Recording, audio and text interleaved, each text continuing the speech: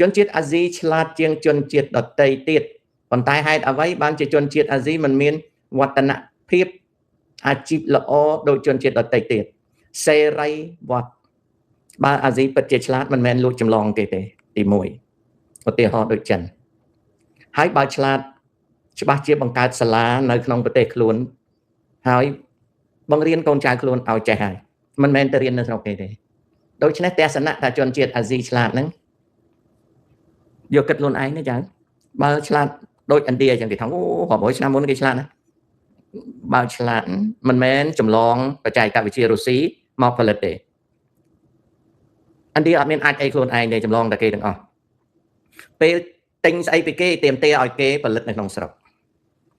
ហើយណាអួតថាជនជាតិឥណ្ឌាហ្នឹងមកធ្វើការនៅស្រុកអាមេរិកនៅ Facebook ធ្វើអីសិតតែអ្នកបកកែមែនប៉ុន្តែនៅក្នុង1500លានអ្នកបកកែតែប្រហែលក្បាលហ្នឹងអា1000លានអ្នក1300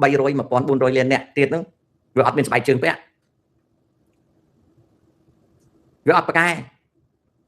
បកកែធ្វើកង់3អីបកកែធ្វើប៉ោតប្រេងកាតអីបកកែប៉ុន្តែស្អីទៀតវាអត់បកកែអូប្រាសាទបុរាណរាប់ពាន់ឆ្នាំមុនវាបកកែវាលែងបកកែឥឡូវដូចខ្មែរពីមុនវាបកកែបើឥឡូវវាលែងបកកែអញ្ចឹងពាក្យថាជនជាតិអាស៊ីឆ្លាតណាយកទៅគិតម្ដងទៀតទៅបើឆ្លាតបង្កើតសាលាជារបស់ផងខ្លួនហើយរៀបចំមុខវិជ្ជាបង្រៀនកូនចៅខ្លួនមិនមែនមករៀនស្រុកគេទេខ្ញុំអត់កាន់ជើងពួកស្បែកសទេប៉ុន្តែនិយាយយកការពិតអូខេនិយាយយកការពិត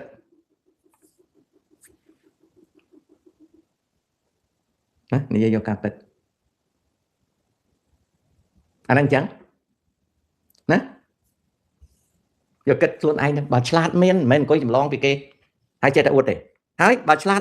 មែនច្បាស់ជាបង្កើតសាលាខ្លួនឯងណាបង្កើតសាលាខ្លួនឯងហើយបង្រៀនកូនចៅឯងមិនមែនមករៀនស្រុកគេ